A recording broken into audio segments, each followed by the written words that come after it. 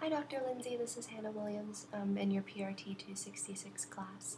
This is my manager interview video. Unfortunately, I couldn't do one in person, which I was bummed about because I think it really could have been an interesting experience and a fulfilling one to do it in person. I interviewed the softball coach at the junior college that I previously attended.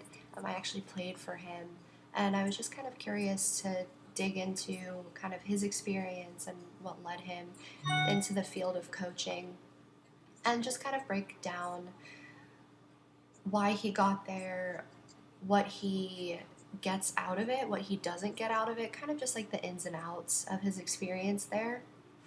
So I asked him a couple of questions.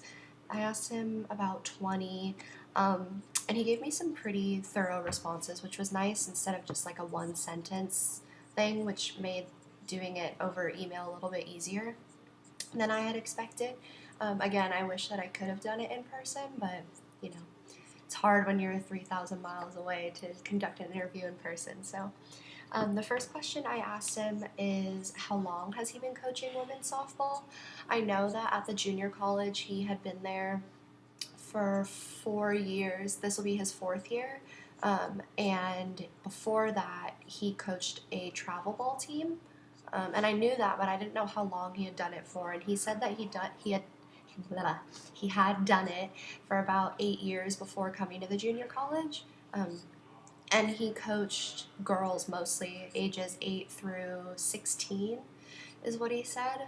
So definitely an interesting range of girls from that age in between that time. And now he's moved on to the older women's team, girls 18 through like 21, 17 through 21.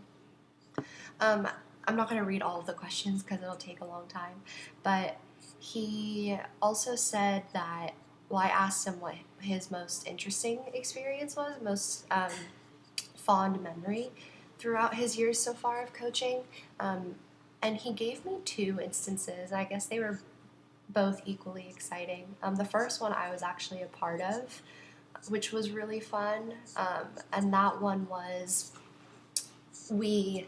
my sophomore year, my second season at the junior college, we played a team called from Sierra Community College or junior college, and they had a really good program. They had girls, I think like 5 girls go D1 right out of that college to Alabama State.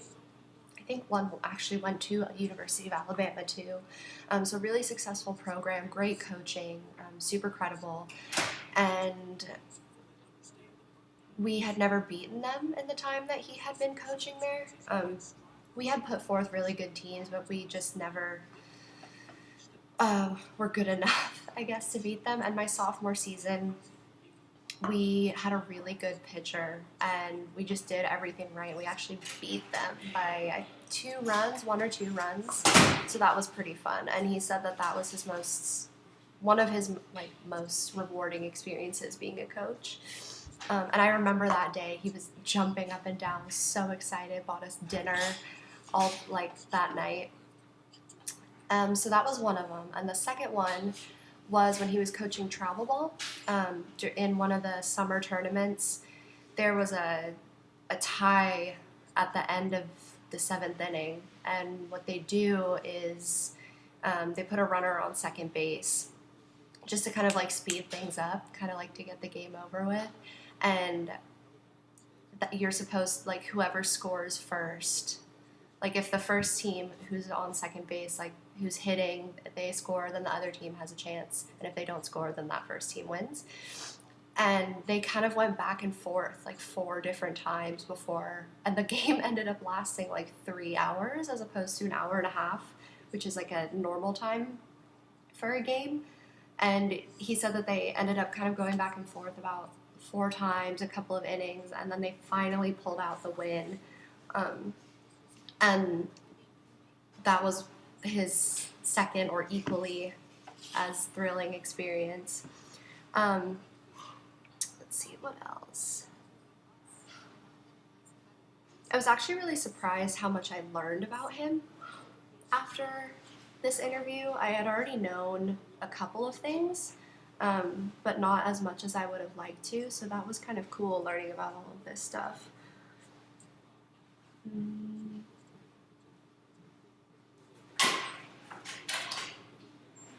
I asked him one of the biggest things that he learned being a softball coach. He played college football during his time and has a son who plays for the Cleveland Browns now, out of University of Arizona. So he's always been kind of a football oriented like guy. And he coached just like football players too. Don't get that twisted. But he said that his like being around girls mostly, he also had 2 daughters, but is very football oriented. He said that coaching girls, especially in that specific age range, like the 18 through 16 and now through college, he really learned the difference between coaching men and coaching women. Obviously, there's going to be a few, but he noted really like how different the coaching style was. He was like, well, I approached the situations thinking that girls could handle criticism, or girls could handle being pushed, or they would just practice through an injury or play through an injury and, you know, just tough it out like guys do. And he said, I learned really quickly, especially at the college level, that that wasn't always how it was. Like, there are a few exceptions, but you can't push girls to the brink and expect them just to shake it off and recover like you can with guys. And he said that it taught him a real appreciation for, you know, the different coaching styles, and that's what he got out of coaching girls. And he said that it taught him to be a lot more compassionate and sensitive. Like, well, yeah, sometimes that showed, but a lot of the times it didn't, which I'm thankful for because it made me a better player. But it was really nice being able to connect with him again, just catching up. And I'm really glad that I got to learn a little bit more about him and kind of about his story. And so that's what I got out of this interview. And yeah, that's it. Thank you. See you in class later today. Bye.